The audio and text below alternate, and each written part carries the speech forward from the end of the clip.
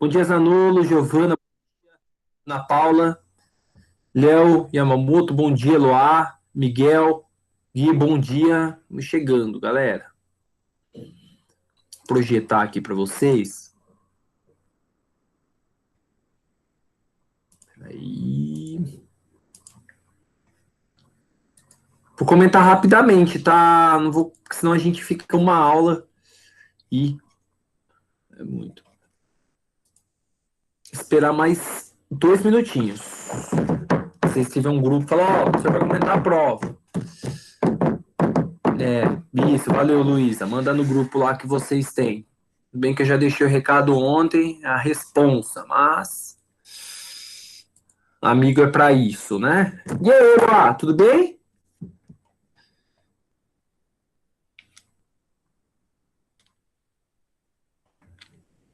Tudo. Então tá bom, então tá ótimo.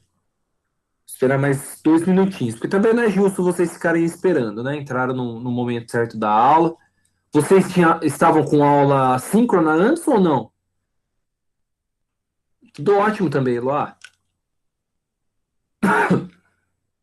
Ah, tá. Era aula de quem? Da Edineia? Ah, tá. Terminou já a aula?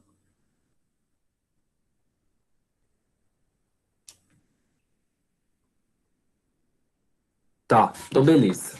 Já faz um tempinho. Tá, fechou. Vou começar então aqui, tá? Galera, é o seguinte. Bom, a aula está sendo gravada. Para quem perdeu o começo, então, se você está assistindo essa aula gravada, se por acaso alguém for assistir, né? Mas para vocês que estão já ao vivo, já vou começar. Galera, olha, a sala teve um grande número de alunos que ficaram abaixo de 7. Eu até me questionei em alguns momentos, falei, nossa, será que não foi claro o suficiente o conteúdo? Mas o que, que eu observei nas provas? Não estou dizendo que foram todos, tá? Galera, as respostas são muito iguais. Não sei aí se. Muito iguais, gente. Então, assim, não sei se muitos se comunicaram, ou se foi coincidência dos astros que fez com que as respostas fossem parecidas muito, muito iguais. Então, o que, que aconteceu? Não estou dizendo que copiaram, que todos copiaram. Só estou, para deixar bem claro isso, só estou pontuando que as respostas estavam muito parecidas. Ou seja, o que, que aconteceu? Um foi mal, a sala, numa grande maioria, foi. Tá? É o fim do mundo? Não é o fim do mundo. Por quê? Porque temos atividades complementares, que eu passo para vocês, e ainda a PT, que é múltipla escolha. Então dá para recuperar. Só que, galera, dava para ter tirado nota nessa prova, tá? Acontece de não ir bem numa prova ou outra. Acontece. Normal. Não é para acontecer, mas acontece. Mas tem que prestar atenção aí, tá, gente? Porque eu acho que a prova não estava difícil.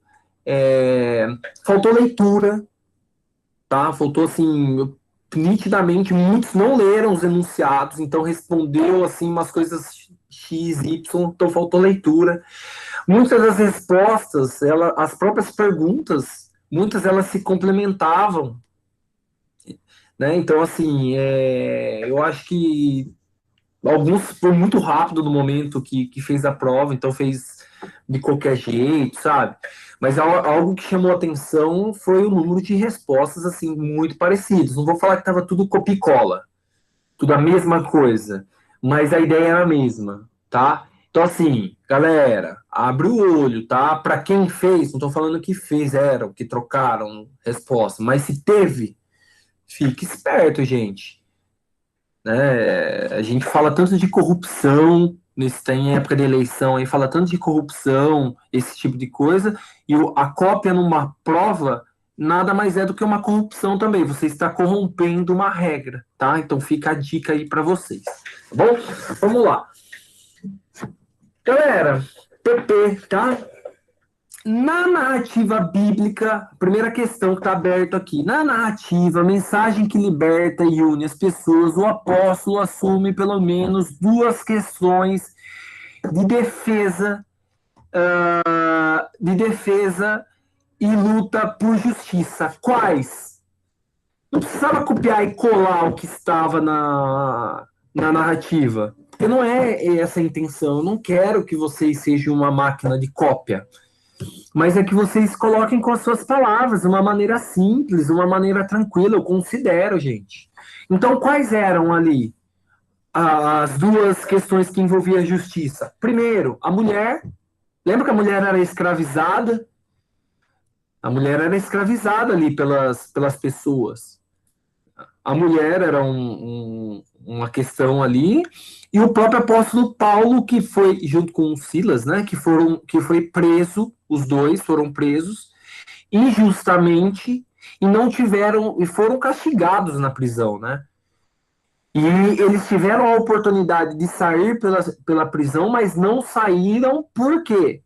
Porque quem ia ser castigado, prejudicado, ia ser o carcereiro. Então eles resolveram ficar na prisão e sair pela porta da frente. Tanto é que na hora que libertaram eles, eles falaram: não, a gente quer um pedido de desculpa formal, porque nós não fizemos nada, nós somos cidadãos romanos, né?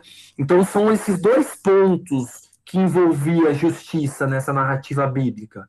A primeira da mulher que estava sendo escravizada por conta das visões, né? E aí Paulo tomou conta, comprou a briga dela, a gente pode colocar dessa forma, deixando uma linguagem mais próxima de nós, né? Brigou para a libertação dessa mulher, lutou para ela ser liberta desse papel que ela estava sofrendo, e o segundo foi quando eles foram presos injustamente, e aí eles tiveram a oportunidade de sair porque as suas algemas é, explodiram, né? As suas algemas saíram sozinhas, mas não, eles saíram pela porta da frente, não saíram fugitivos e mais, eles provaram, eles quiseram que, por ser cidadãos romanos, que tivessem um pedido de desculpa formal, porque eles não fizeram nada de errado. Então, acho que foi claro essas duas. Então, esses dois pontos, a injustiça da prisão do Paulo e também a da prisão da mulher, tá? Estou comentando aqui com vocês, mas eu considero, teve respostas exatamente iguais. Teve algumas, ô Luísa, teve algumas sim, tá? Teve algumas. Mas muitas das respostas eram a mesma ideia, tá? Vamos lá. Então, a primeira resposta é essa. Segunda, qual relato bíblico nomeou e caracterizou... Gente do céu, na hora que as respostas erradas, eu falei, galera, abre a prova de vocês, fica com a prova aberta e vão acompanhando, porque vocês, não é o professor comentar, vocês têm que entender o que errou e acertou, tá? Segunda, qual relato bíblico nomeou e caracterizou o movimento de renovação surgido no final do século XIX? Após citar qual característica é comum diferente nessas correntes do cristianismo? Tá. Qual é o relato bíblico, gente? Eu vou esperar a resposta de vocês. Eu não vou. Qual que foi o relato bíblico que caracterizou esse movimento? Dentro da unidade poder, tá? Lembra-se que a gente estava discutindo o poder. Deixa eu só pegar aqui o negócio, peraí. Essa segunda questão que o professor está corrigindo. Vamos, gente, não tem certo ou errado, fica tranquilos, tá? Se errar, não tem problema, o professor corrige. O professor não está aqui para... Qual foi o relato bíblico, gente, dentro da unidade de poder?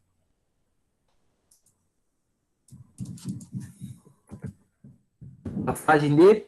Tem...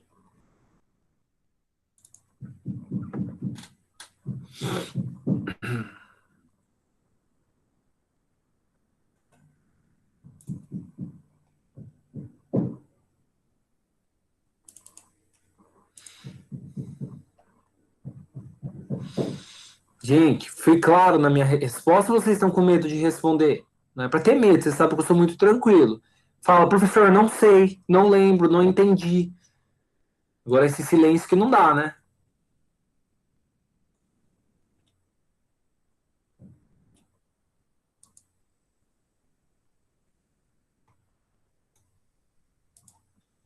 Eu nem coloquei resposta para vocês, devolutiva de resposta na prova. Não lembro, tá? Obrigado, gente, tá? Isso. Não tem problema se não lembrar. Gente, a pergunta foi o seguinte, ó. Eu pedi para vocês, no estudo, a gente discutiu o tema poder e união, né?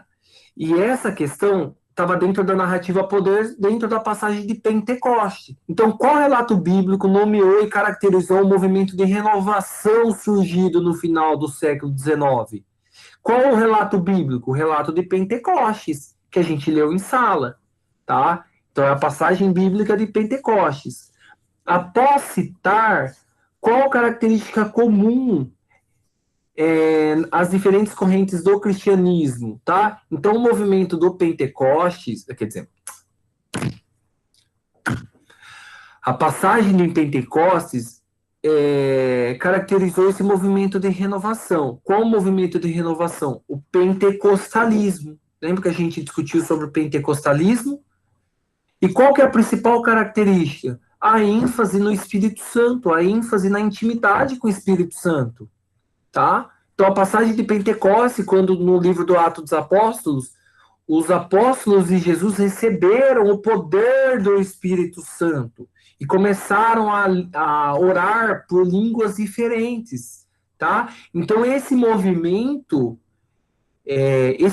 chamado de pentecostalismo, ele tem como característica, ele é baseado, ele é influenciado pela narrativa bíblica de Pentecostes, tá? A gente discutiu bastante nas aulas aqui. Se não estava conseguindo entender a pergunta, vocês têm que perguntar na prova, galera. Tá? E qual é a principal característica comum nessas diferentes correntes? Qual que é a principal característica? A ênfase no Espírito Santo, tá? Então, tem uma ênfase com uma experiência no Espírito Santo. Lembra que eu falei para vocês, os pastores que oram com línguas alto, né, sempre enfatizando, pedindo o Espírito Santo, tá? Beleza? Fechou, então. Tranquilo, pessoal. Se tiver dúvida, por favor, hein? Pentecostes, isso, Eloá. É que eu tô aqui lendo para vocês e o chat fica muitas vezes.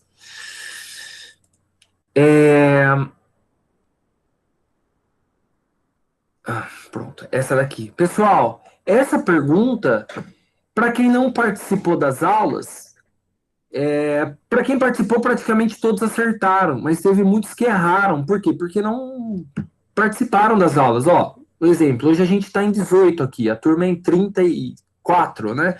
Mas a metade da turma praticamente não está presente na aula. É um problema do professor?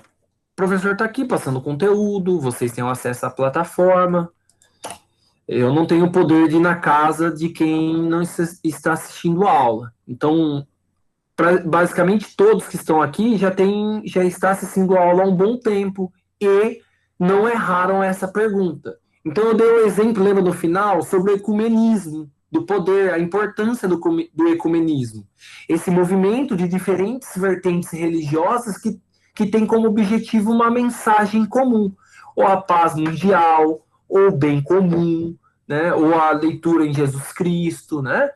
Então, o ecumenismo são vertentes de diferentes religiões ou de diferentes movimentos cristãos, né, que tem como objetivo uma mensagem única. Então, vamos supor, um movimento ecumênico cristão. O que seria um movimento ecumênico cristão? Católicos, cristãos ortodoxos, cristãos evangélicos, e aí dentro da igreja evangélica, dá para a gente pegar os da Batista, da Assembleia de Deus, da Universal, né? São vertentes diferentes dentro do cristianismo. Quando eles se juntam e levam uma mensagem, isso chama um movimento ecumênico. Aí eu pedi para vocês explicarem com exemplo na orquestra, praticamente todos. O que dá para a gente tirar com o exemplo da orquestra? Cada um tem um som diferente. Cada um tem uma fé de uma forma diferente ou acreditam em particularidades diferentes desse movimento, dentro desses diferentes movimentos. Mas todos eles chegam a uma ideia comum, a uma ideia comum, ou a paz mundial, ou o bem comum, ou uma mensagem em Cristo próximo, tá?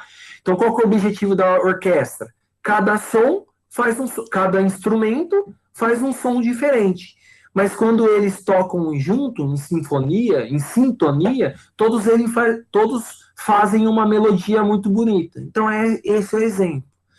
Tranquilo, né, gente? Acho que foi muito tranquilo. Esse aqui, galera, foi claro? 35, eu acho. Isso, Eloá. Essa próxima questão, tá? Essa questão foi até uma provocação, porque eu quis buscar de vocês, procurar saber a capacidade de argumentação, de argumentação, de contrapor uma frase, tá? Por quê? O professor não espera apenas que vocês respondam o que eu quero.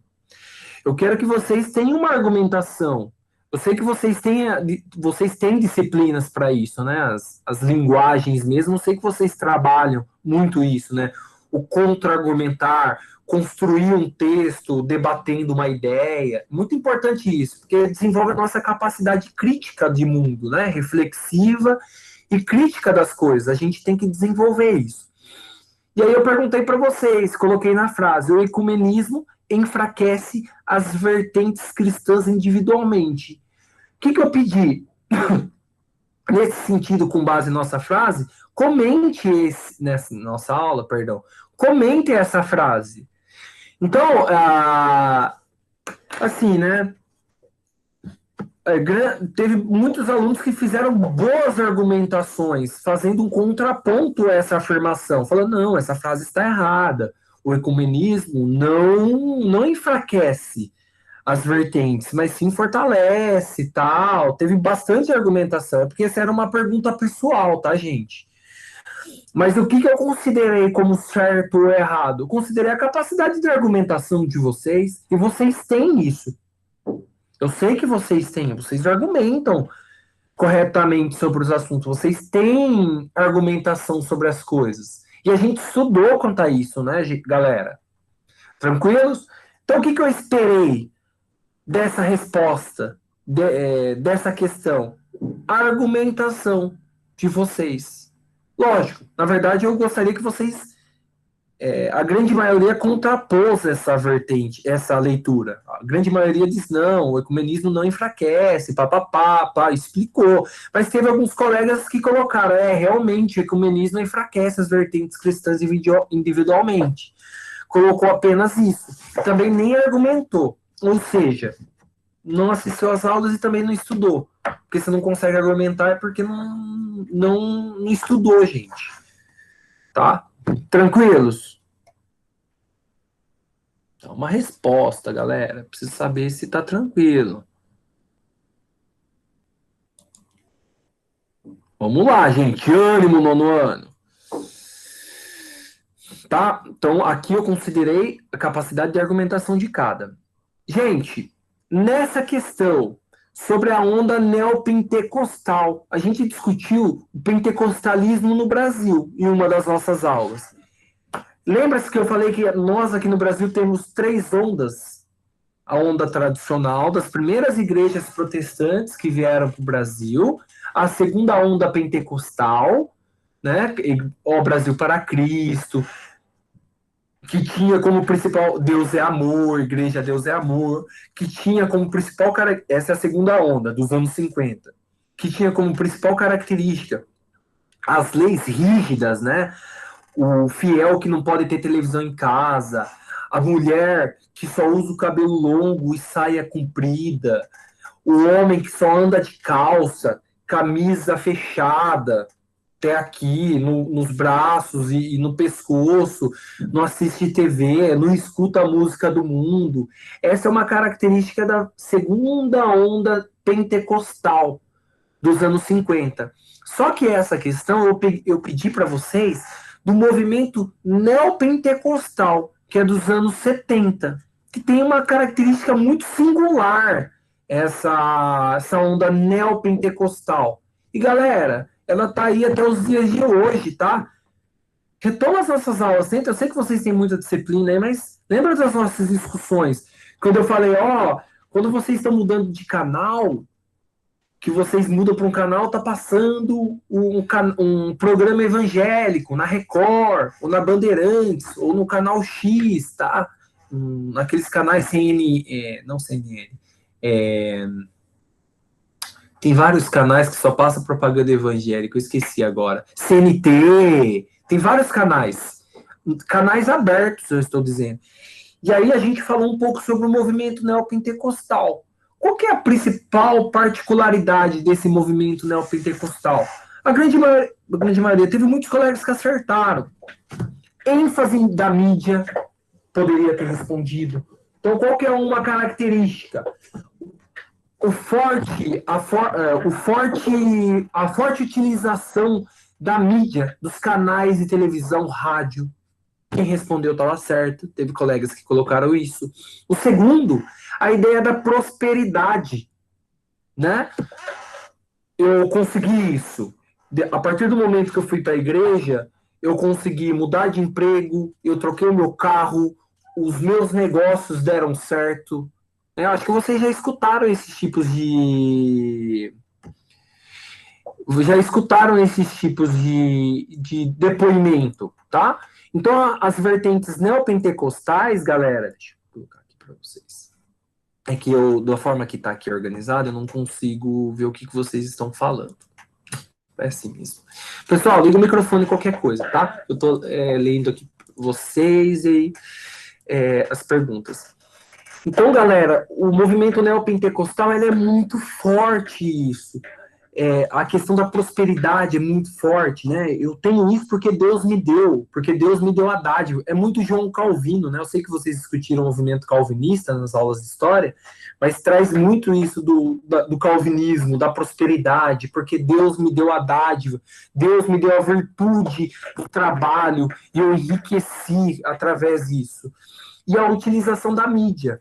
Poderia também ter utilizado, tem colegas que colocaram, o uso político da igreja, teve colegas que colocaram, que de fato hoje a gente vê muitos religiosos, Silas Malafaia, muitos religiosos que estão nos debates políticos e partidários, a sua grande maioria das vertentes neopentecostais.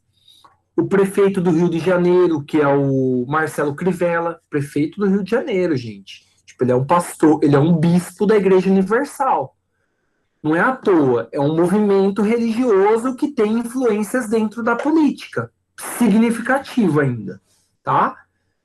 A gente vê, tipo, no governo federal, né, governo Bolsonaro, a gente vê a influência das vertentes neopentecostais, né, dentro do governo. Acho que vocês têm acompanhado o debate político. Se não, galera, começa, tipo, ler o jornal, começa a se atentar às coisas que tá acontecendo assim no mundo. Então, também é uma característica do movimento neopentecostal, tá bom? Beleza? Coloquei as principais delas, então, poderia responder, né? A ideia da prosperidade, da riqueza, a ideia da utilização da mídia, o aparato midiático, de projetar a igreja da fé, então, televisões, rádios, o poder político, né? Político partidário, então a igreja tem os seus representantes, as suas lideranças, está muito presente na política partidária, concorrendo a deputado, a prefeito, a vereador. Galera, inclusive tem a bancada da Bíblia, né? Acho que vocês já escutaram. A bancada BBB, que é a bancada da Bíblia, da bala e do boi, né? Que são a bancada da Bíblia, na sua grande maioria, composto. É uma bancada composta por lideranças religiosas. E grande parte dessas lideranças são neopentecostais. Igreja Universal do Reino de Deus, Igreja Mundial, fechou? Renascer em Cristo, tá? Deu para entender, galera? Por favor, hein, gente? Tá, valeu, Eloá. Não entendeu? A gente volta de novo, tá, gente? Sem problema. Estou comentando, né?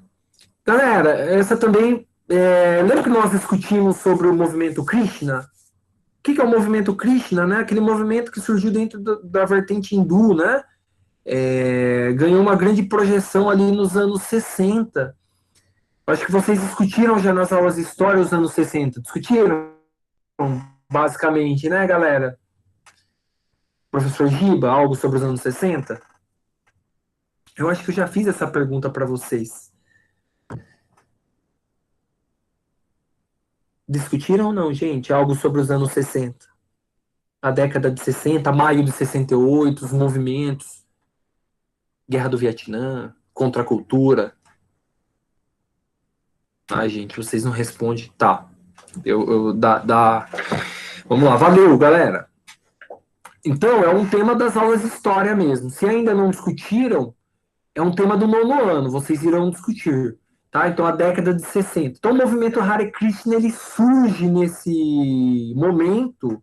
Na verdade, é um movimento um pouco mais antigo, mas ele ganha grande evidência nesse momento e ele se expande para o Ocidente, né? Ele deixa de estar somente lá no Oriente, na Índia, nos países ali do Oriente, ganha grande força no Ocidente, nos Estados Unidos principalmente, e aqui no Brasil também, na Europa, né? E a pergunta foi, como o movimento da contracultura contribuiu para o desenvolvimento e expansão da vida e espiritualidade Hare Krishna nos Estados Unidos e no mundo? Galera, como que contribuiu o movimento da contracultura? O que é o movimento da contracultura? De uma forma bem geral, né? Os jovens ali, o movimento hippie está inclusive nesse período, os jovens estavam descontentes com os rumos do mundo.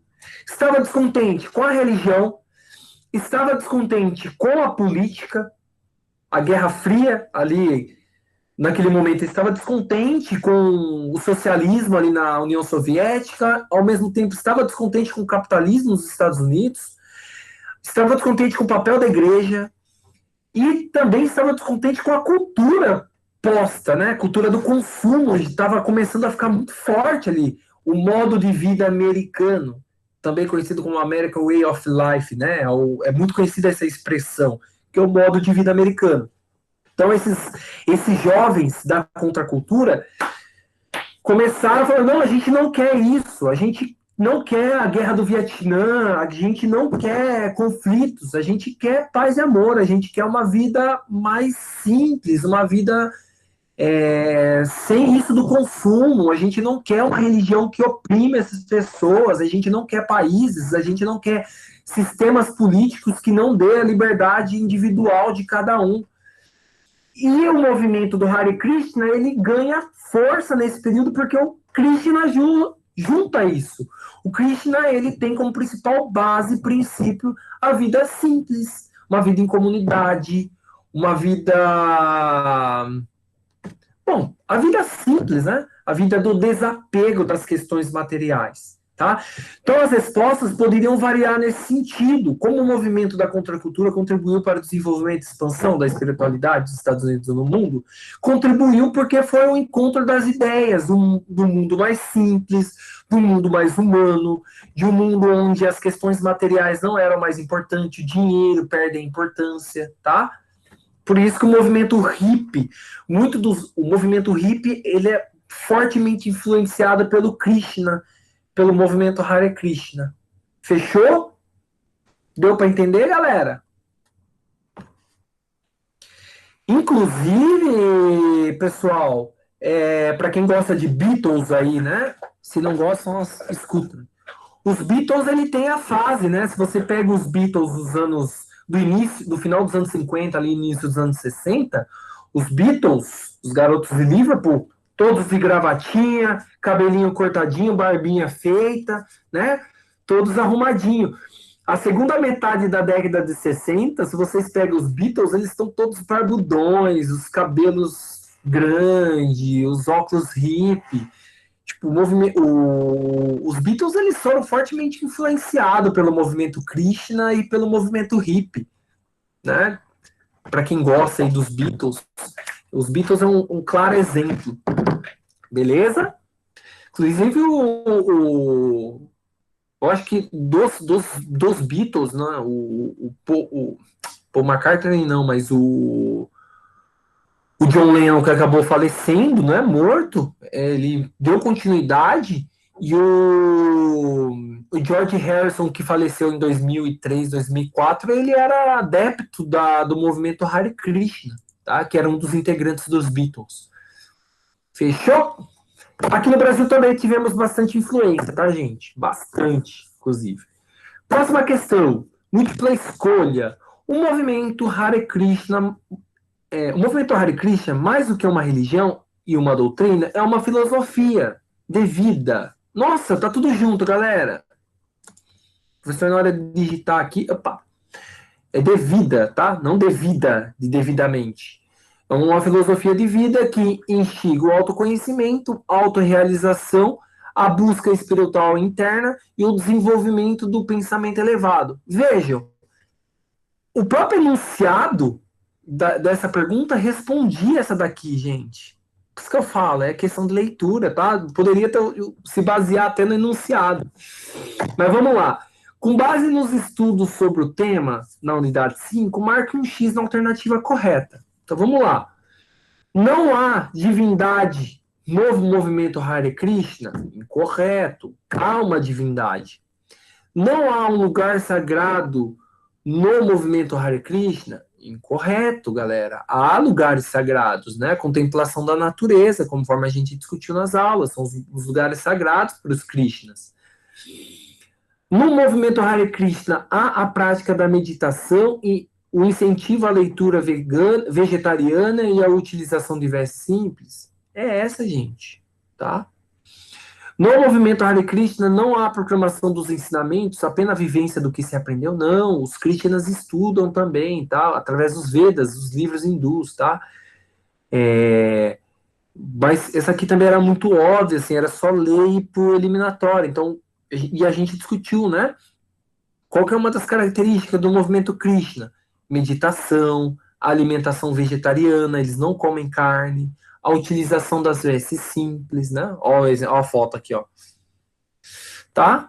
Os cabelos, tal. Bem hippie, né, praticamente. Então é essa questão aqui a correta. Vamos lá.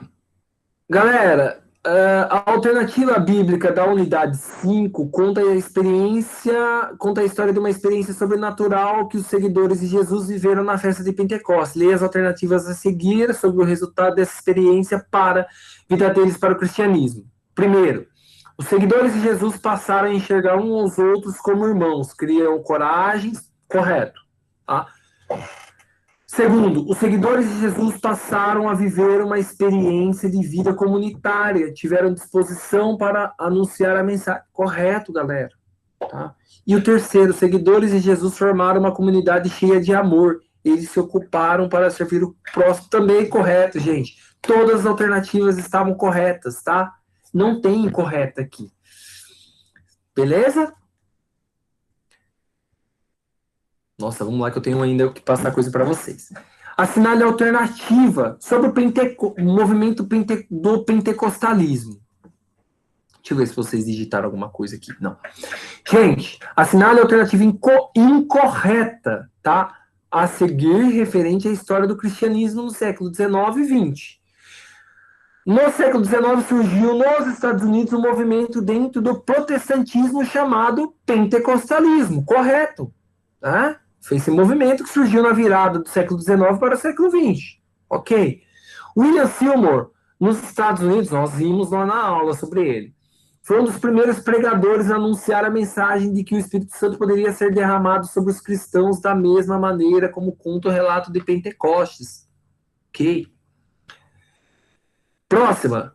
O cristianismo sempre acreditou no poder da fé. Por isso enviou missionários que anunciaram essa mensagem para todo mundo, confiando na força do Espírito Santo para serem testemunhas de Jesus. Sim, correto também, gente. Agora, essa daqui é raro. Eu dei vontade de bater. Desculpa, lógico, eu não ia bater, né? Galera, a abordagem do pentecostalismo é bastante chamativa e rapidamente se espalhou pela Índia e pelo Japão. Gente, não, né? Tá incorreto. Não se espalhou pela Índia e pelo Japão. Índia e Japão são países e nem tem como maioria cristãos, né? Tem muito pouco cristãos na Índia e no Japão. Muito pouco. Então o pentecostalismo não ganhou força nenhuma lá. Tá? Então é essa que era incorreta. Teve pessoas que erraram, que não leram. E a última questão... A narrativa bíblica da unidade 6 mostra dois missionários, Paulo e Silas, anunciando uma mensagem que prometia libertar e unir as pessoas.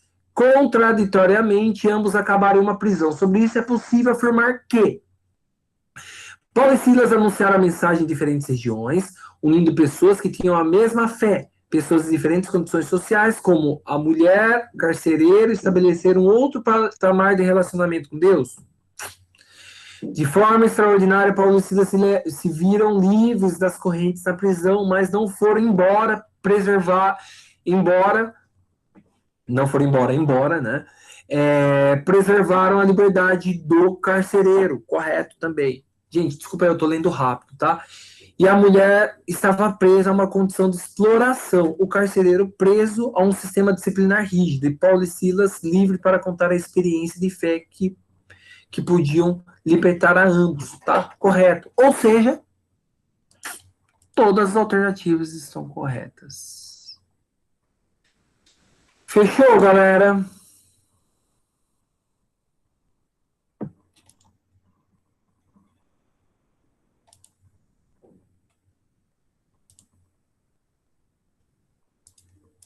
Fechou? Então tá. Gente, eu sei que ainda tem uma próxima prova, mas, por favor, leia com calma, responda com atenção, tá? E toma cuidado aí. Não sei se teve comunicação entre vocês. Meu, se for pra... até errado o professor falar isso, mas se for copiar de alguém, copia certo, né, gente? Vai copiar de quem não sabe. Tá bom? Mesmo que não é para copiar, né? Vamos lá, então, galera. Pessoal, é o seguinte, a gente só tem 5 minutos praticamente de aula, mas eu preciso passar para vocês. Eu vou deixar e aí na próxima aula a gente volta a discutir. Gente, olha, então, Miguel, na verdade, né, Miguel? Não é, né? Não é para, não, eu sei, não é para copiar o colega, né? O correto, aquela fala que eu estava dizendo no início da aula, né? A gente tem a Bia ali, tem a tentação de fazer pesquisa na internet, de ver, mas a proposta da prova é medir o conhecimento, né? Mesmo que tem outras também maneiras de medir o conhecimento, mas é uma dos objetivos. Mas presta atenção, né, galera? Pelo amor de Deus, né? Foi um número muito alto, assim, de alunos que não foram bem, me assustou, confesso, tá?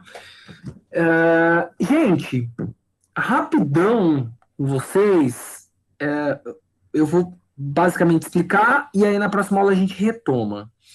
Galera, o que vocês conhecem aí algo sobre o espiritismo ou kardecismo? Vocês já escutaram algo? O que vocês sabem? Tem alguém aqui na sala que é kardecista? Kardecista, vocês podem escutar das duas maneiras. Kardecista ou espiritista. Espiritismo, não? A pessoa que é adepta ao espiritismo. O que vocês conhecem? Tem alguém aqui na sala que é, ou que a família é espírita? Eu já ouvi de espiritismo. Eu e a Isa somos espíritas. Ah, que legal, Zanolo. Legal. Vocês são espíritas, então. Sim. Minha avó é espírita. Ô, Campitelli, não tinha te visto. Bem, a avó é espírita. Pois bem, galera, o espiritismo não é considerado uma religião, tá? Se vocês perguntarem, talvez a Isa e a Zanulo pode até, né? Porque os espíritas não se, o espiritismo em si não é propriamente uma religião, mas é um sistema filosófico científico, tá? Olha, a Gibudóia também, isso, a Gi também, ó, igual a Campitelli. Então, se você por acaso conversar com alguém que é espírita, provavelmente essa pessoa fala, o espiritismo não é uma religião, mas é um sistema filosófico científico, tá? Mas por que então que eu estou trazendo para vocês? E por que o espiritismo, eu acho que o espiritismo é uma religião? Então, Luísa, tem essa discussão, tá? Porque os espíritas não consideram o espiritismo uma religião, mas é um sistema filosófico científico. Mas eu trago ele dentro do campo da religião, porque eles discutem alguns aspectos que está dentro das religiões, como o quê? Perdão. A vida após a morte, tá? A ideia da reencarnação, tá? Que mais? O mundo em diferentes etapas, em diferentes planos, beleza? Então, assim, é uma construção filosófica, científica, porque tem muita ciência, e religiosa, de certa forma, porque tem muito de religião.